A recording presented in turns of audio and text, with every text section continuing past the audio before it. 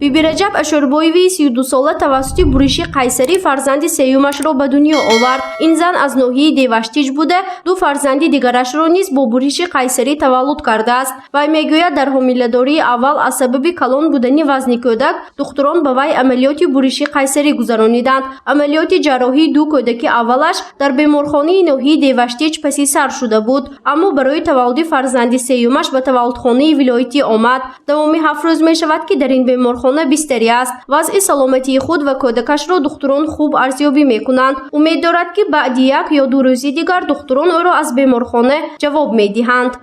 من امروز 7 روز شد کوکش میکنن، نه از انتی سلامتیم جوش. از امروز همش ناز رحمت همش میسیستره ها دکتر ها همشون رحمت.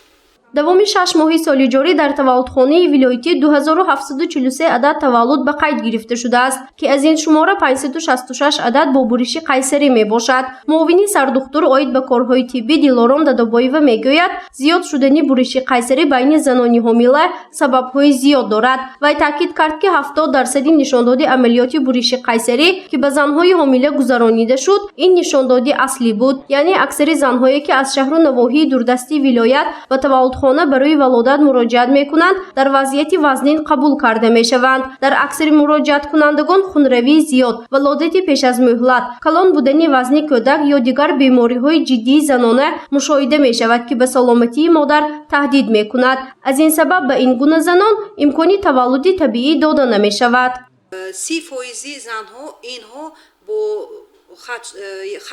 نخست حامله ها با آرزه های مومایی، یعنی وقتی که دوره ولادت با مرحله فعالی دراز مدت با تا ولادت شاریدنی آبهای نزدیفلی با آرزه های مومایی، یعنی پریکلامسی های وزنین که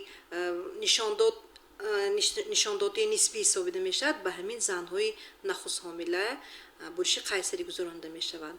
با بیماری های اکستراژنیتالی وزنین و ما وارد می شوند که از روی توصیه های دکتری متخصصان که از طرف وها پیشنهاد می شود گذرانیدن بوریشی قیسری، یعنی امکان ناپذیر بودن ولادت طبیعی از روی بیماری های اکستراژنیتالی یعنی غیر ژنیتالی به حساب رفته می شود. در این دوره یگان حالت فوتی مادر هنگامی بوریشی قیسری به قید گرفته نشده است، اما 25 حالت فوتی کودکان بعد گذرانیدن عملیات بوریشی قیسری به قید گرفته شده است. دکتران گفتند که از سبب وزنین شدن وضع سلامتی زنی حامله و با مقصد نجات دادن وی هنگامی بوریشی قیسری فوت طفل نوزاد رخ داده است. از 25 حالت فوتی کودکان در تولدخانه ولایتی اکثریت بنابر ولادت پیش از مهلت به قید گرفته شده است.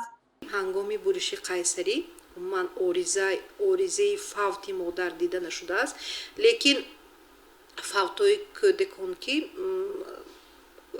کودکان که به نظر استگی این در حامله داری پیش از مهلت، یعنی با وزن اکستریمالی طفل نشاندادی اصلی از طرف مادر بود، یعنی با آرزه های مومایی، پریکلامسی وزنین، با خدشه در بچه دان، با رفتن آبهای نزد طفلی، با بیماری های وزن اکستراژنیتالی که نوابسته از مهلت حامله داری آن ما به این زنها بوریشی قیسری گذرانده شده بود و در همین ها فوتی پرینتالی دیده شد. برای اون که ما از سبب مادر به این عملیات ولادت را با این عملیات به اتمام رسانیده. این موضوع در نشست خبری سردار ریاست تندرستی ولایتی سوغد مورد بحث و بررسی قرار داده شده بود. فاروق مقصودزاده گفته بود که در تولدخانه‌های ولایت دوامی 6 ماهی سالی جاری 2551 تولد با بوریشی قیسری به قید گرفته شده است که این نشانداد در مقایسه به همین دوره سال گذشته 305 عدد زیاد می باشد. وی تاکید کرد که هر یک عملیات بوریشی قیسری سبب و آریزه های آن پورا از طرف ریاست و وزیر تندرستی تفتیش کرده می شود. اگر به سبب به زنی حامله بوریشی قیسری گذرانیده شده باشد، آنگاه دکتری همان بیمارخانه حتما به جوابگیری کشیده می شود. برای همین بوریشی قیسری گذراندن نشانداد است، یعنی آن نشاندادهایی که گینکولوژی هستند از طرف اکوشر گینکولوگ در تولدخانه‌ها دیده می شود و هر یک تعریف بیماری اوید همه خدمترسانی مادر و کودک به تحت نظارت شخصا محترم وزیر تندرستی و حفظ اجتماعی اهل جمهوری تاجیکستان می باشد.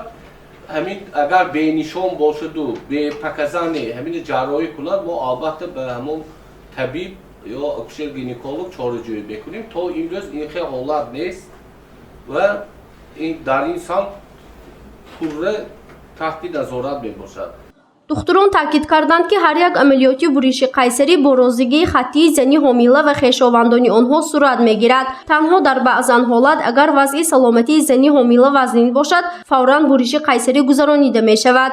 баъди ба итмом расидани амалиёт бошад, аз тарафи духтурон ба оилаи зан сабабу оризаҳои гузаронидани буриши қайсарӣ фаҳмонида дода мешавад. гузориши Фарзона Шамсиева, Наимҷон Аюбов барои барномаи иттилоотии Хабар.